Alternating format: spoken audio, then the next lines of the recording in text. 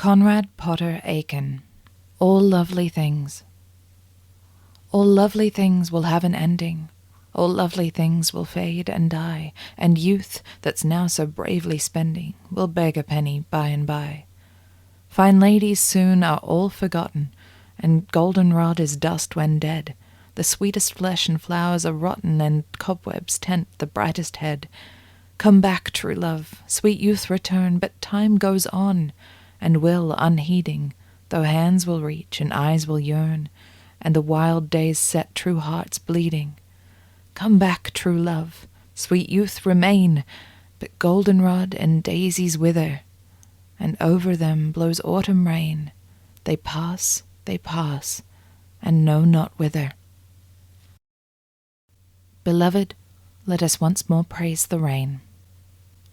Beloved, let us once more praise the rain. Let us discover some new alphabet for this, the often praised, and be ourselves the rain, the chickweed, and the burdock leaf, the green-white privet flower, the spotted stone, and all that welcomes the rain, the sparrow too, who watches with a hard eye from seclusion beneath the elm tree bough till rain is done. There is an oriole who, upside down, hangs at his nest and flicks an orange wing under a tree as dead and still as lead. There is a single leaf in all this heaven of leaves which rain has loosened from its twig. The stem breaks, and it falls, but it is caught upon a sister leaf, and thus she hangs. There is an acorn cup beside a mushroom which catches 3 drops from the stooping cloud. The timid bee goes back to the hive. The fly under the broad leaf of the hollyhock perpends stupid with cold. The rain-dark snail surveys the wet world from a watery stone. And still the syllables of water whisper.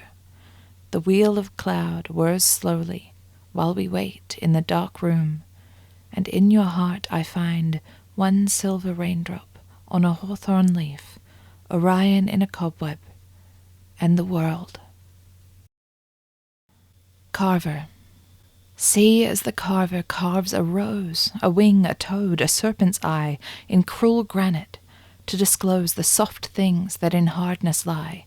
So this one, taking up his heart, which time and change had made a stone, carved out of it, with dolorous art, laboring year long and alone, the thing there hidden, rose, toad, wing, a frog's hand on a lily pad, bees in a cobweb, no such thing. A girl's head was the thing he had, small, shapely, richly crowned with hair, drowsy with eyes half closed, as they looked through you and beyond you, clear to something farther than Cathay. Saw you, yet counted you not worth the seeing, thinking all the while how flower-like beauty comes to birth, and thinking this, began to smile. Medusa, for she could not see the world she turned to stone and ash. Only herself she saw, a tree that flowered beneath a lightning flash. Thus dreamed her face, a lovely thing to worship, weep for, or to break. Better to carve a claw, a wing, or if the heart provide, a snake. How is it that I am now so softly awakened? How is it that I am now so softly awakened, my leaves shaken down with music? Darling, I love you. It is not your mouth, for I have known mouths before, though your mouth is more alive than roses, roses singing softly to green leaves after rain. It is not your eyes, for I have dived often in eyes, though your eyes, even in the yellow glare of footlights, are windows into eternal dusk. Nor is it the live white flashing of your feet, nor your gay hands catching at motes in the spotlight, nor the abrupt thick music of your laughter when, against the hideous backdrop with all its crudities brilliantly lighted, suddenly you catch sight of your alarming shadow, whirling and contracting. How is it, then, that I am so keenly aware, so sensitive to the surges of the wind or the light, heaving silently under the blue seas of air? Darling, I love you. I am immersed in you.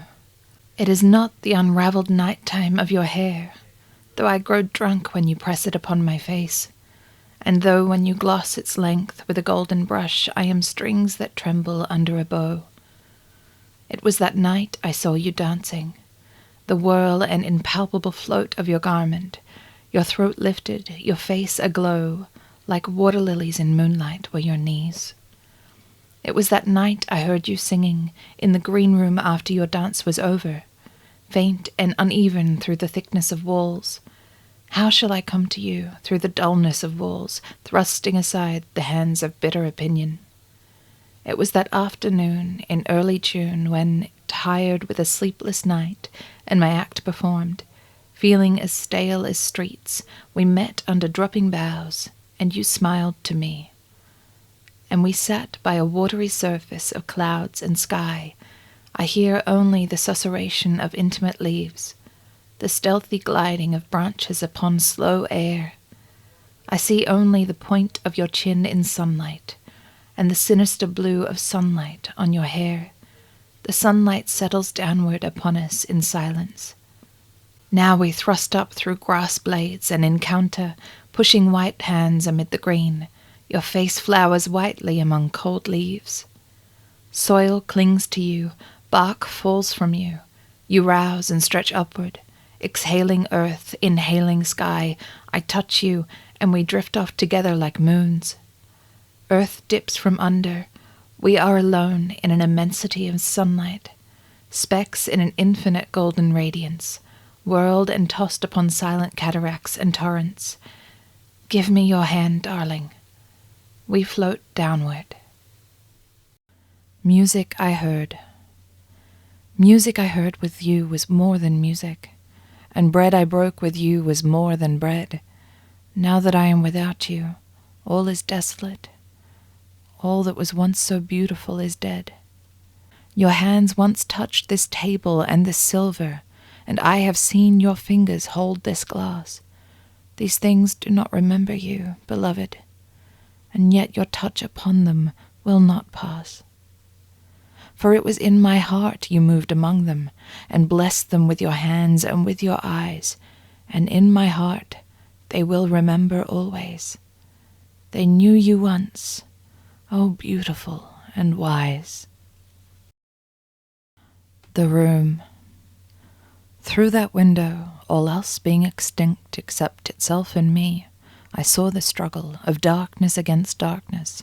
Within the room it turned and turned, dived downward. Then I saw how order might, if chaos wished, become. Then saw the darkness crush upon itself, contracting powerfully. It was as if it killed itself slowly, and with much pain. Pain. The scene was pain, and nothing but pain. What else, when chaos draws all forces inward to shape a single leaf? For the leaf came, alone and shining in the empty room. After a while the twig shot downward from it, and from the twig a bough, and then the trunk, massive and coarse, and last the one black root. The black root cracked the walls, boughs burst the window, the great tree took possession. Tree of trees, remember, when time comes, how chaos died to shape the shining leaf. Then turn, have courage, wrap arms and roots together, be convulsed with grief, and bring back chaos out of shape. I will be watching then as I watch now. I will praise darkness now, but then the leaf. Conrad Potter Aiken. The window. She looks out in the blue morning and sees a whole wonderful world. She looks out in the morning and sees a whole world. She leans out of the window, and this is what she sees: a wet rose singing to the sun with a chorus of red bees. She leans out of the window and laughs, for the window is high. She is in it like a bird on a perch, and they scoop the blue sky. She and the window scooping the morning as if it were air, scooping a green wave of leaves above a stone stair. And an urn hung with leaden garlands, and girls holding hands in a ring, and raindrops on an iron railing, shining like a harp string. An old man draws with his ferule on wet sand a map of Spain. The marble soldier on his pedestal draws a stiff diagram of pain. but the walls around her tremble with the speed of the earth, the floor curves to the terrestrial center, and behind her the door opens darkly down to the beginning, far down to the first simple cry, and the animal waking in water, and the opening of the eye. She looks out in the blue morning and sees a whole wonderful world. She looks out in the morning and sees a whole world.